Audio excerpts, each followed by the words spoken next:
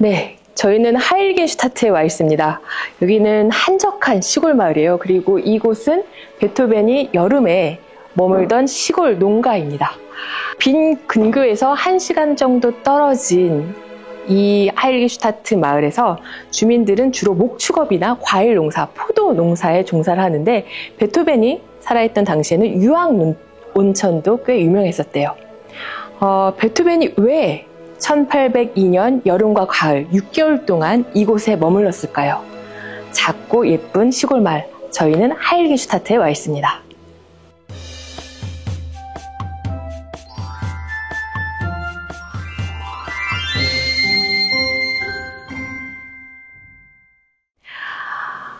두 살이었던 베토벤은 여기 이 시골 농가를 빌려서 한동안 머물게 되는데요.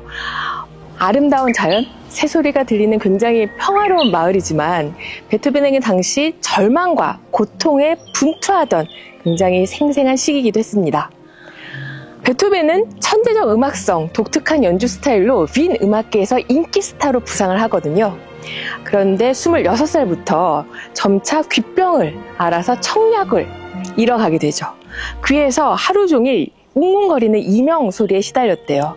그리고 악기를 연주할 때도 높은 음역대부터 안 들리기 시작했대요. 음악가에게 청력을 잃는다는 것은 치명적인 장애겠죠. 마치 화가가 눈이 보이지 않고 또 무용수가 다리를 절단되는 그런 고통과 마찬가지일 텐데, 귓병이 악화되니까 베토벤이 온갖 치료 방법을 다 구하게 됩니다. 그런데도 나아지지 않아요. 그래서 베토벤을 치료하던 의사가 이 베토벤의 귓병이 대도시의 소음 때문이 아닐까 라면서 저 평화롭고 조용하고 한적한 시골로 가서 휴양을 해보라고 추천하게 됩니다. 그래서 이 작고 아름답고 한적한 평화로운 마을인 하일겐슈타트에 와서 6개월 동안 요양을 하게 되죠. 하지만 청력이 좋아지지 않습니다. 그래서 베토벤은 음악가로서 정체성에 심각한 위협을 받게 되죠. 작곡을 할 때 소리가 들리지 않아서 그 소리 확성을 하는 확대기를 설치해 놓고 피아노 앞에서 겨우겨우 작곡을 했다고 합니다. 뿐만 아니라 주변 사람들과 소통에 어려움을 겪게 되는데요. 베토벤은 워낙 자존심이 강한 사람이었잖아요. 그래서 이 음악가로서 치명적 장애인 청력을 상실했다는 걸 들키고 싶지 않았어요. 그래서 사람과 대화를 할 때 큰 음성으로 거의 고함을 지르면서 소통을 하고, 그리고 제스처도 굉장히 과장되게 의지를 했었는데, 그러면서 사람들이 베토벤을 오해하기 시작하죠. 왜 저렇게 불평불만이 많을까, 불친절할까, 그리고 왜 이렇게 거만할까, 외골수일까 라고 오해를, 그런 몰이에 시달리게 됩니다.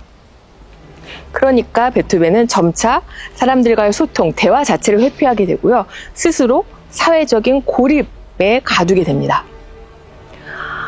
베토벤이 자신의 비극적인 운명에 분노와 좌절감을 느꼈겠죠. 왜 나한테, 그것도 이렇게 전도 유명한 이 스타 음악가로 부상하는 이 시기에 이런 고통을 겪어야 했을까? 그래서 성격도 점점 예민해져 갔고 고집불통, 다혈질로 변해갔습니다.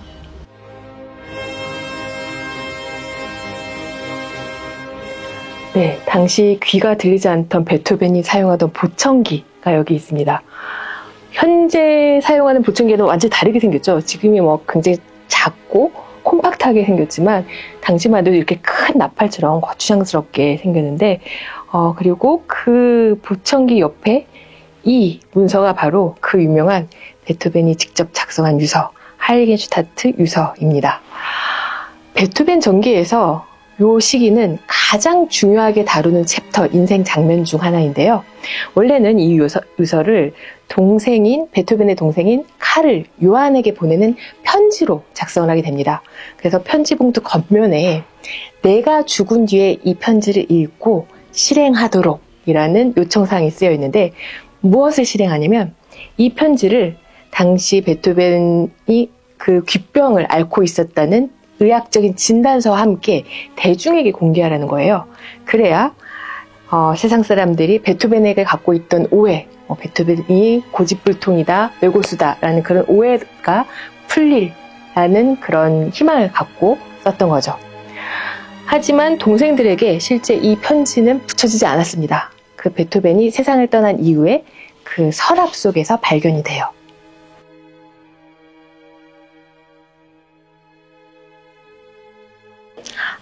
베토벤의 유서에는 그 당시의 절박한 상황이 진솔한 어조로 표현이 되어 있는데요. 우선 유서의 전반부는 회복될 수 없다는 절망으로 몸부림쳐요. 굉장히 비관적이고 또 억울한 마음을 거침없이 토로해내죠. 그런데 후반부로 갈수록 희망의 실마리를 놓치지 않으려는 또 긍정적인 어조가 나타나기도 합니다. 음악을 향한 열정과 헌신, 그리고 예술가로서의 사명감이 진솔한 어조로 담겨 있습니다. 베토벤은 이렇게 얘기해요.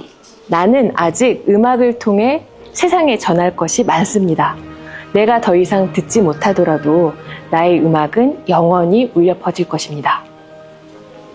그러니까 베토벤의 유서는 죽으려고 쓴 게 아니라 살기 위해 작성한 거라고 볼 수 있죠. 베토벤은 고통을 받아들이고 끌어안게 됩니다. 그리고 스스로를 역경에 맞선 영웅으로 상정을 하는데, 인간은 고난을 극복해야 진실한 기쁨에 다다를 수 있다고 그렇게 고백을 합니다. 실제 하일게 슈타트 유서를 작성한 이후에 베토벤의 창작력은 본물 터지듯이 엄청난 에너지를 뿜어내요. 그래서 이 시기를 음악사에선 베토벤 영웅의 시기라고 일컫는데요. 유서 작성 이전과 이후 음악적인 스타일이 명백히 나뉘게 됩니다. 전환이 돼요.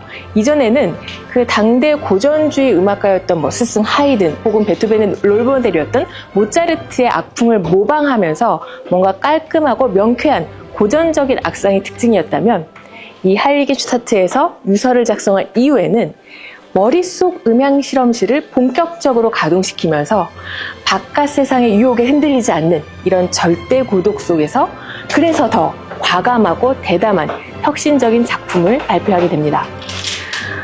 이 시기부터 교향곡, 영웅, 운명, 또 피아노 협주곡, 황제 같은 영웅적인 악상, 그리고 강력한 추진력, 또 짜릿한 클라이막스, 이런 베토벤의 거장적인 면모가 드러나는 작품들이 본격적으로 세상에 등장을 하게 됩니다. 베토벤의 고통을 극복하려는 의지가 악상에 담겨 있는 거죠. 이 시골의 농가에서 쓰여졌던 유서는 베토벤의 절망적인 시기에 작성이 됐지만 살려는 몸부림, 또 음악에 대한 열정, 그리고 더 나아가서 예술가의 사명감을 담고 있습니다. 베토벤의 삶과 음악은 현재 21세기를 사는 우리에게도 뭔가 뚜렷한 메시지를 전하고 있죠. 어떤 역경 속에서도 포기하지 않고 굴하지 않는 용기와 희망을 저희에게 시사하고 있습니다.